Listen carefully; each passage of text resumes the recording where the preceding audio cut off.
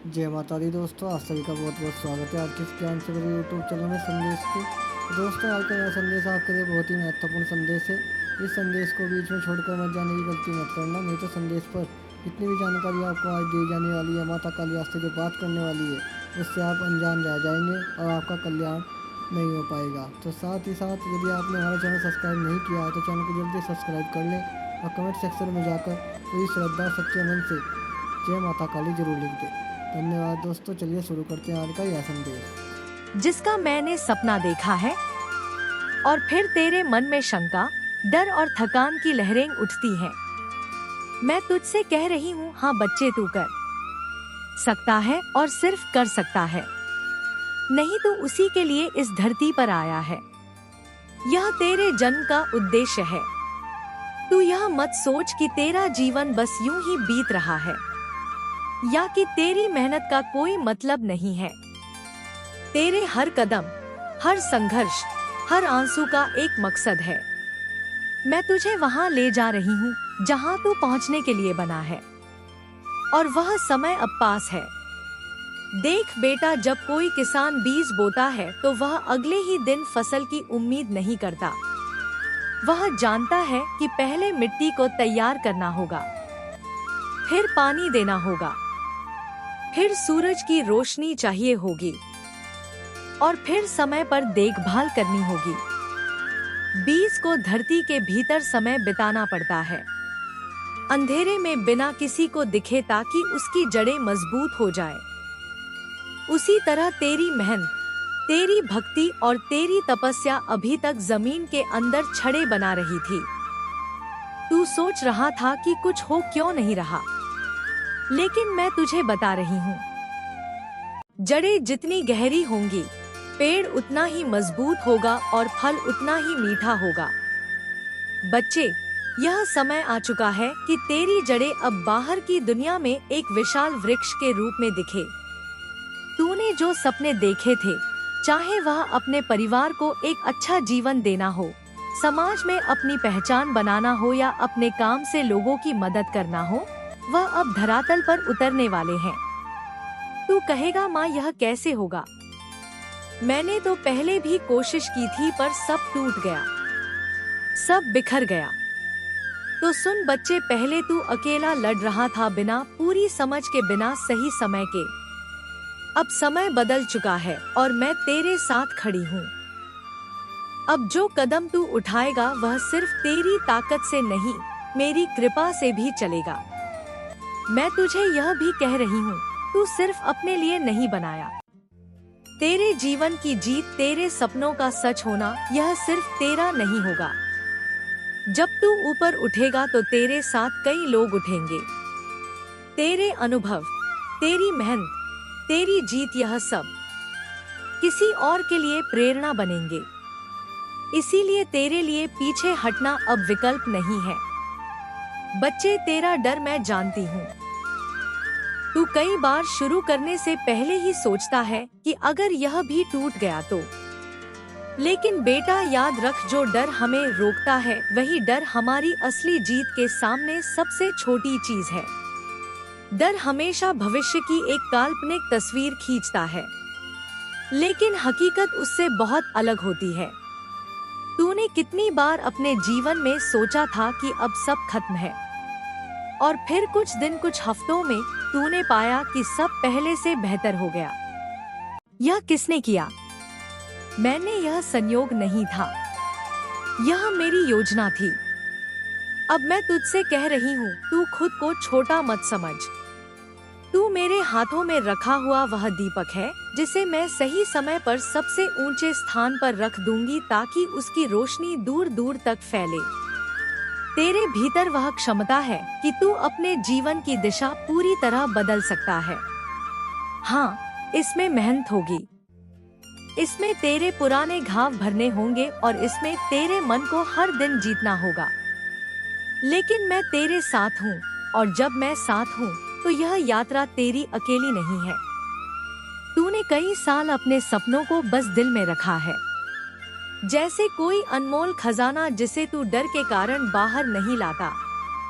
अब समय है उसे खोलने का। अपने विचारों को लिख, अपने लक्ष्यों को स्पष्ट कर और पहला कदम उठा। मैं तेरे हर कदम को दिशा दूंगी।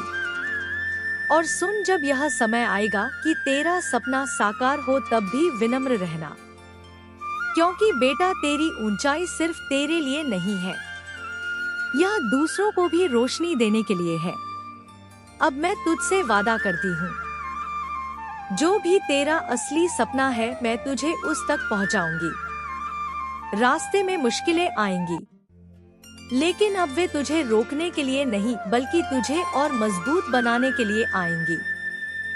जैसे लोहे को आग में रखकर ही उसकी धार तेज की जाती है, वैसे ही तेरे अनुभव तुझे अटूट बनाएंगे। बेटा, मैं तुझे यह बताना चाहती हूँ कि तू अभी एक ऐसे मोड़ पर खड़ा है जहाँ से तेरा जीवन एक नई दिशा ले सकता है। यह दिशा पहले से तय नहीं है, बल्कि यह तेरे विचारों, तेरे निर्णयों और तेरे विश्वास से बन रही है। देख, यह संसार अब वैसा नहीं रहा जैसा पहले था। अब लोग अपने चेहरे पर मुस्कान रखते हैं, लेकिन दिल में अलग भाव रखते हैं।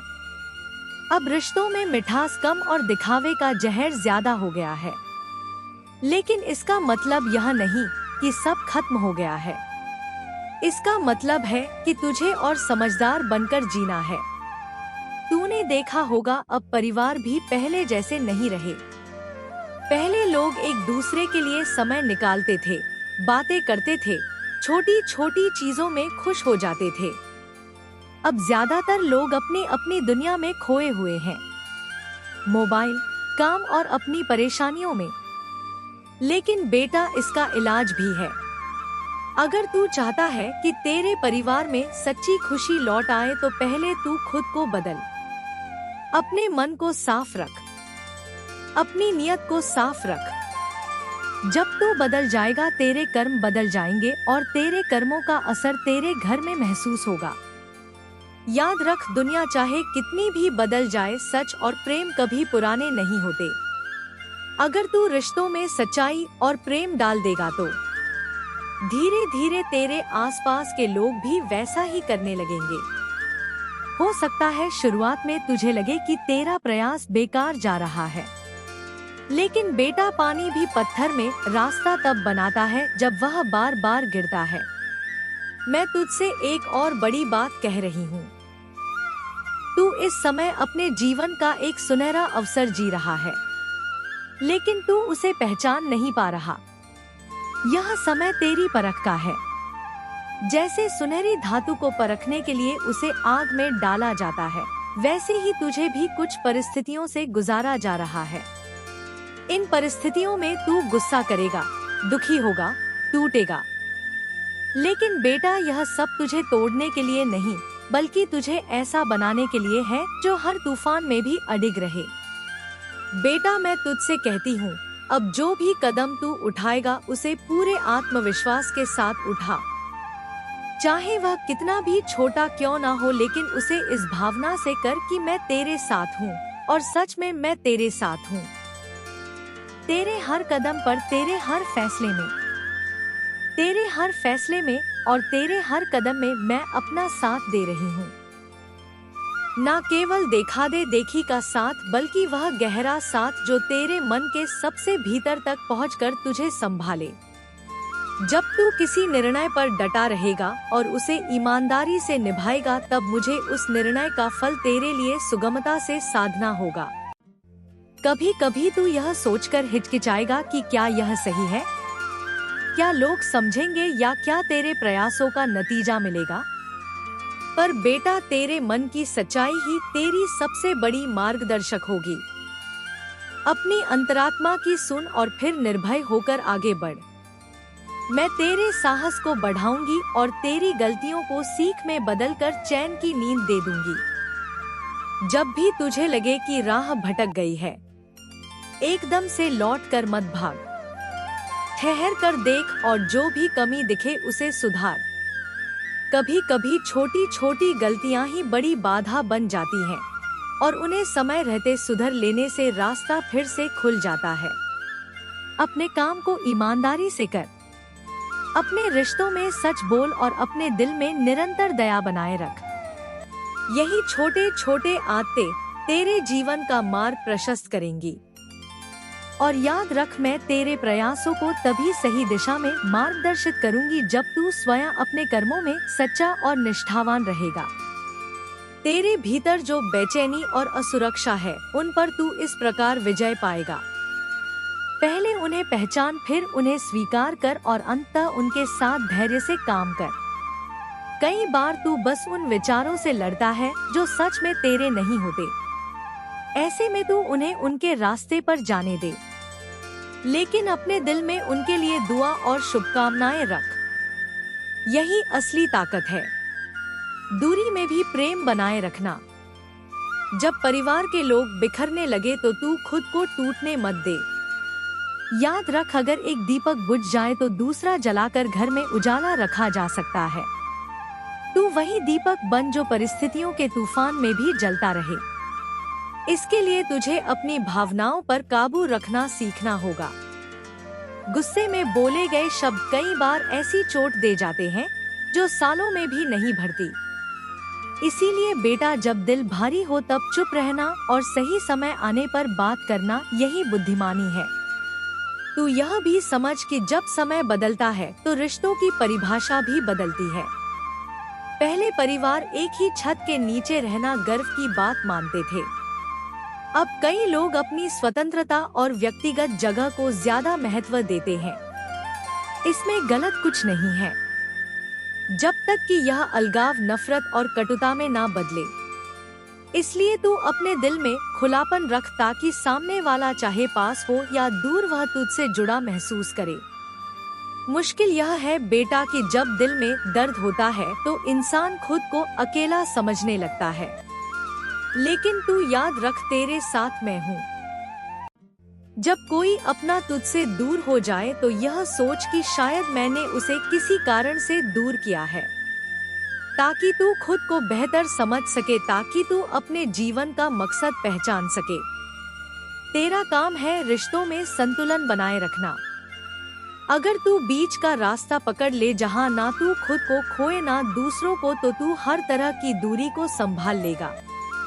यह संतुलन तभी आएगा जब तू अपने भीतर शांति लाएगा, और यह शांति आएगी ध्यान, प्रार्थना और सही सोच से। तू कोशिश कर कि जो भी समय अपने परिवार के साथ मिले वह गुणवत्ता पूर्ण हो। एक दूसरे के लिए आभार जताना, छोटी छोटी बातों में खुशी ढूंढना, एक दूसरे की अच्छाइयों को सराहना, यह सब रिश्तों में नई जान डाल सकता है। मेरे प्यारे बच्चे, यह भी याद रख कि कई बार तू चाहे जितनी कोशिश कर ले, कुछ रिश्ते वैसे नहीं बनते जैसे तू चाहता है। यह स्वीकार करना भी एक तरह की ताकत है। हर चीज को नियंत्रित करने की कोशिश ना कर, क्योंकि जब तू छोड़ देता है तभी कई चीजें अपने आप सुधर जाती हैं। अब मैं तुझसे कहती हूँ, यह समय खुद पर विश्वास करने का है। चाहे दुनिया बदले, रिश्ते बदले, हालात बदले, अगर तू अपने भीतर का प्रकाश जलाए रखेगा तो तू अंधेरे में भी रास्ता देख लेगा। यह विश्वास ही तेरा सहारा बनेगा, और यह विश्वास ही तुझे मजबूती देगा। मेरे प्यारे बच्चे, मैं तुझे एक कहानी सुनाती हूँ। एक ऐसी सच्ची कहानी जो मेरे एक बहुत ही प्यारे भक्त की है। यह कहानी सिर्फ खोद कहानी नहीं है, इसमें वो शिक्षा है जो तुझे अपने जीवन में अपनानी है, ताकि तेरे कदम कभी भी अंधेरे में ना डगमगाए। एक गांव में एक युवक रहता था, नाम था माधव। माधव दिन भर खेतों में मेहनत करता, हल चलाता, फसल बोता, पानी देता और जब सूरज डूबने लगता तो हाथ मुंह धोकर मेरे मंदिर आ जाता। वहां बैठकर मेरी मूर्ति के सामने दिया जलाता, भजन गाता और अपने दिल की बातें मुझसे करता। उसका जीवन सीधा साधा था और उसका दिल साफ था, मगर उसके मन में एक सवाल हमेशा उठता, माँ, मैं मेहनत भी करता हूँ, भक्ति भी करता हूँ, फिर भी मेरे खेत में उतनी पैदावार क्यों नहीं होती जितनी दूसरों के खेत में होती है। मेरे हाथों में पैसे क्यों नहीं टिकते? मेरे परिवार में हमेशा चिंता और कमी क्यों बनी रहती है? वह हर दिन मुझसे यही पूछता और मैं उसकी पुकार सुनती, लेकिन उत्तर देने के लिए सही समय का इंतजार करती। एक दिन जब वह थकाहारा मंदिर में बैठा था, उसकी आंखें नम थी। तब मैंने उसकी आत्मा से बात की। मैंने कहा, माधव, तेरी मेहनत सच्ची है, तेरी भक्ति सच्ची है, लेकिन तेरे साथ कुछ ऐसे अदृश्य बंधन हैं जो तूने खुद अपने कर्मों से बांधे हैं। यह बंधन तेरे इस जन्म के नहीं, तेरे पिछले जन्मों के हैं। माधव चौंका। माँ, अगर मैं पिछले जन्म में कुछ गलती कर चुका हूँ तो क्या मुझे इस जन्म में उसका फल भोगना ही होगा? क्या मैं उसे बदल नहीं सकता? मैंने मुस्कुराकर कहा, बच्चे, जैसे तू खेत में बीज बोता है, वैसे ही हर जन्म में तू कर्म बोता है। बीज बोने के बाद फसल उगना तय है। अगर तूने पिछले जन्म में किसी को चोट पहुंचाई है, किसी का हक छीना है या किसी की मदद करने से मुंह मोड़ा है, तो वह कर्म तुझे इस जन्म में परिणाम देगा। लेकिन सुन, मैं तुझे एक रहस्य बताती हूँ। जैसे बारिश आने से पहले तू छाता ले लेता है तो तू भीगने से बच जाता है, वैसे ही जीवन में आने वाले दुख से बचने के लिए भी उपाय होते हैं। तू पूरी तरह सूखा नहीं रह सकता, लेकिन तू यह कर सकता है कि बारिश तुझे कम भीगा आए और तू जल्दी सूख जाए। कैसे माँ? माधव ने उत्सुक होकर पूछा।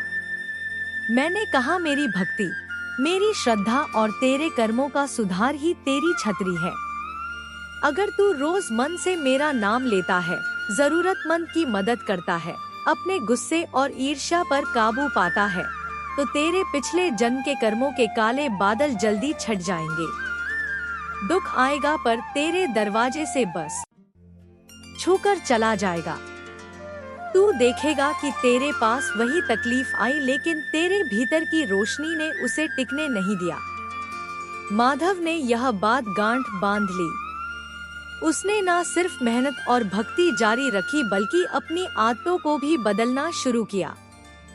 पहले वक्त कभी कभी गुस्से में अपनी पत्नी और बच्चों पर चिल्ला देता था, लेकिन अब वह चुप रहना और समय आने पर बात करना सीख गया। पहले वह गांव के गरीबों को देखकर सोचता था कि मुझको खुद की चिंता है, मैं इन्हें क्या दूं? लेकिन अब वह जो भी थोड़ा बहुत बचता, उसमें से एक हिस्सा दूसरों को दे देता। धीरे धीरे बदलाव शुरू हुआ। खेत में पैदावार थोड़ी ज्यादा होने लगी। गांव में लोग उसकी इज्जत करने लगे और उसके घर में खुशियां लौटने लगी। लेकिन माधव ने समझ लिया था कि यह सब एकदम से नहीं हुआ, बल्कि उसकी भक्ति और बदले हुए कर्मों के कारण हुआ। बच्चे, मैं तुझे यही कहना चाहती हूँ, अगर तेरे जीवन एल में है, कमी है, तो यह जरूरी नहीं कि तू गलत इंसान है। हो सकता है तेरे पिछले जन्मों में तूने ऐसे बीज बोए हो जिनका फल अब मिल रहा हो। लेकिन तू डर मत। तेरी कृपा और तेरे वर्तमान के अच्छे कर्म मिलकर तेरे पुराने कर्मों का असर बहुत कम कर देंगे। याद रख, जीवन की बारिश को तू रोक नहीं सकता, लेकिन तू अपने पास छाता रख सकता है। यह छाता है भक्ति, सेवा, संयम और सकारात्मक सोच। अगर तू यह रखेगा तो तू भीगने से बचेगा, और भीग भी गया तो जल्दी सूख जाएगा। तूने कई बार महसूस किया होगा कि जब बहुत बड़ी मुश्किल आई तो तू उससे निकल गया। यही मेरी कृपा है। कई बार तू सोचता है कि अब कुछ नहीं हो सकता, लेकिन फिर अचानक कोई रास्ता खुल जाता है। बेटा, यह संयोग नहीं, यह मेरा ही तरीका है तुझे संभालने का। मुझे पता है तू रात को सोते समय मेरा नाम लेता है, और तेरे दिल में एक डर भी है कि कहीं कल का दिन आज से बुरा ना हो जाए।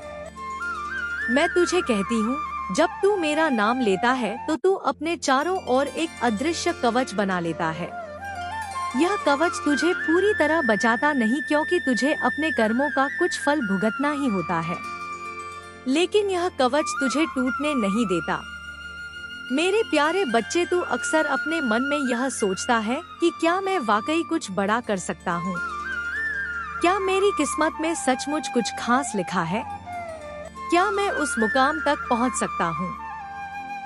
मेरे प्यारे बच्चे, आ गया तू।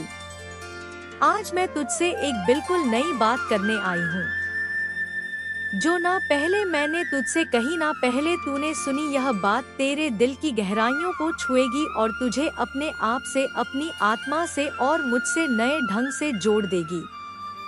मैं चाहती हूँ कि तू इस संदेश को ऐसे सुने जैसे मैं तेरे सामने बैठी हूँ, तेरी आंखों में देख रही हूँ, तेरे सिर पर अपना हाथ रखे हुए और प्रेम से तुझे एक नई राह दिखा रही हूँ। बेटा, आज मैं तुझसे तेरी असली पहचान की बात करूंगी। लोग तुझे जैसा देखते हैं वह तू नहीं है। लोग तेरे बारे में जो सोचते हैं वह भी तू नहीं।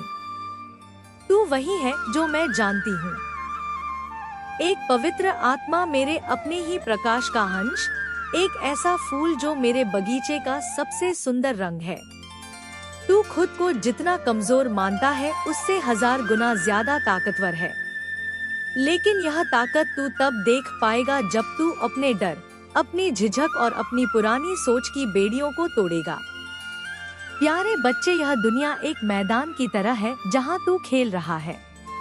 कई बार तू जीतता है, कई बार गिर जाता है, कई बार तू थक कर बैठ जाता है। लेकिन बेटा, यह मैदान छोड़ना नहीं है, क्योंकि यह मैदान ही तेरा अभ्यास स्थल है। यह तेरी आत्मा को निखारने का स्थान है। तू सोचता है कि गिरना हार है, लेकिन मैं तुझे बता दूं, गिरना सिर्फ यही याद दिलाता है कि तू दोबारा खड़े होने की क्षमता रखता है। तूने कई बार सोचा होगा कि मेरे पास कुछ नहीं है, मुझसे कुछ नहीं होगा। यह शब्द तेरे दुश्मन नहीं, तेरे शिक्षक हैं।